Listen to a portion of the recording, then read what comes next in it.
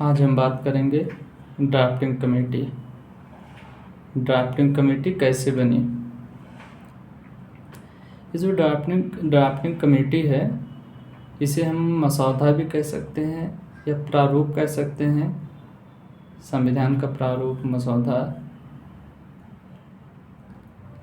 जो बन के तैयार हो रहा है या जिसे तैयार करना है। तो ड्राफ्टिंग कमेटी ये संविधान सभा यानी कॉन्स्टिट्यूएंट असेंबली का एक महत्वपूर्ण कमेटी है। ड्राफ्टिंग कमेटी वैसे संविधान सभा में कुल 21 कमेटी थी, जिसमें से 8 मेजर कमेटी मानी जाती है, 13 माइनर कमेटी। मेजर कमेटी में आपके आ जाते हैं steering committee, union power committee, union constitution committee, ये सब आते हैं। और बाकी माइनर कमेटी जो है उसमें आपके आ जाते हैं ad hoc committee on national flag, ad hoc committee on citizenship, house committee, ये सब माइनर कमेटी माने जाते हैं। अब ड्राफ्टिंग कमेटी सभी लोग जानते हैं। ड्राफ्टिंग कमेटी के चेयरमैन डॉक्टर भीमराव अंबेडकर जी थे, या हैं, मान लीजिए हैं। ड्राफ्टिंग कमेटी का सेटअप यानी एक तरह से मान के चलते हैं स्थापना 29 अगस्त 1949 को हुआ, 29 अगस्त 1947 को। इस दिन ड्राफ्टिंग कमेटी की नींव रखी गई। अब ड्राफ्टिंग कमेटी जो है इसमें 7 लोग थे, एक चेयरमैन, बाकी 6 मेंबर। अब डॉक्टर भीमराव अंबेडकर जी को सब जानते हैं। उसमें से अब एक हुए गोपाला स्वामी अय्यंगार, कृष्णा स्वामी अय्यर, डॉक्टर के.एम. मुंशी, सैयद मोहम्मद सैदुल्ला। उसके बाद एक माधवराव जी थे, जो B.L. बिटर जी का स्थान लिए थे, क्योंकि बिटर जी की तबीयत सही नहीं थी, इसलिए उनका स्थान माधवराव जी ने ले लिया था। लास्ट में थे T.T. कृष्णाचार्य, जो जगह लिए थे खेतान साहब का, D.P. खेतान जी का 1948 में मृत्यु हो गई थी, जिसके कारण उनकी जगह पर T.T. कृष्णाचार्य साहब ने ले लिया था।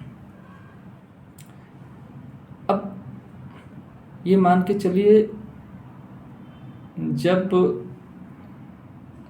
इसका प्रारूप बन के तैयार हुआ संविधान का, तो इसे ये सोचा गया एक बार लाइए पब्लिक का ओपिनियन, पब्लिक का राय लिया जाए। तो फरवरी 1948 में इसे पब्लिश किया गया।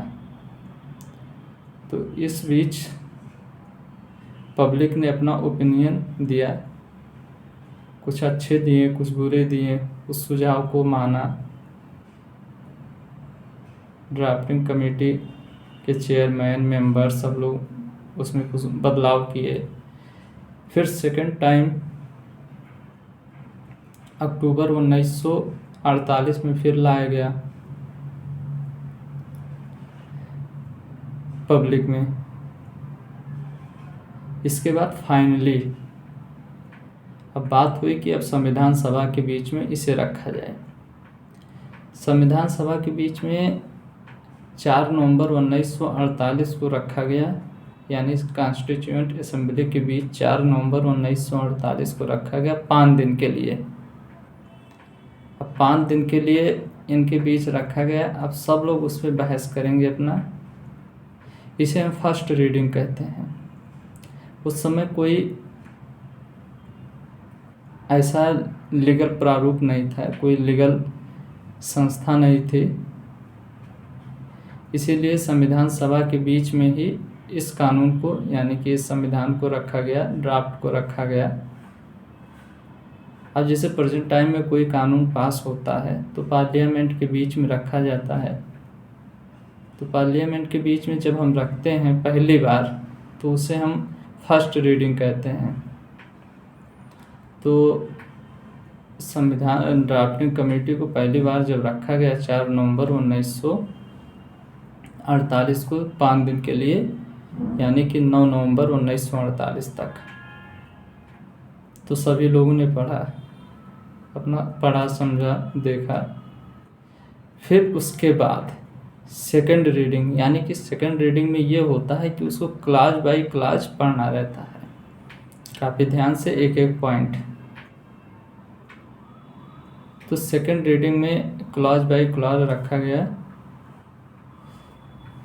तो इसमें क्या है, सेकंड रीडिंग में 15 नवंबर 19 सेकंड रीडिंग में जाता है ये ड्राफ्टिंग कमेटी 15 नवंबर 1948 से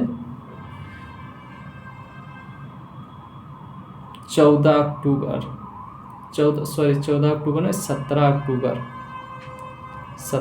अक्टूबर 1949, लगभग एक साल।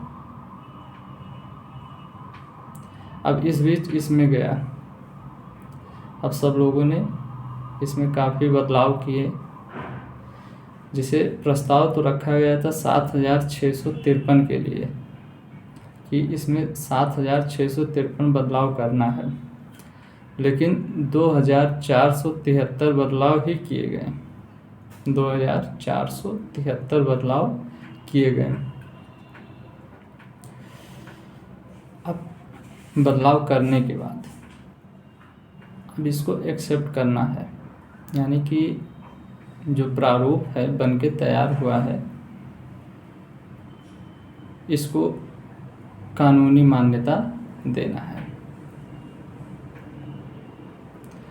अब 14 नवंबर 1949 को थर्ड रीडिंग हुआ। थर्ड रीडिंग में ये कहा गया, भीमराव अंबेडकर जी ने कहा कि कॉन्स्टिट्यूएंट असेंबली संविधान सभा ने इसे मान लिया है, एक्सेप्ट कर लिया है, लेकिन अभी कोई वैधानिक लीगलिटी नहीं दिया है, प्रारूप नहीं दिया कि ये लीगल है।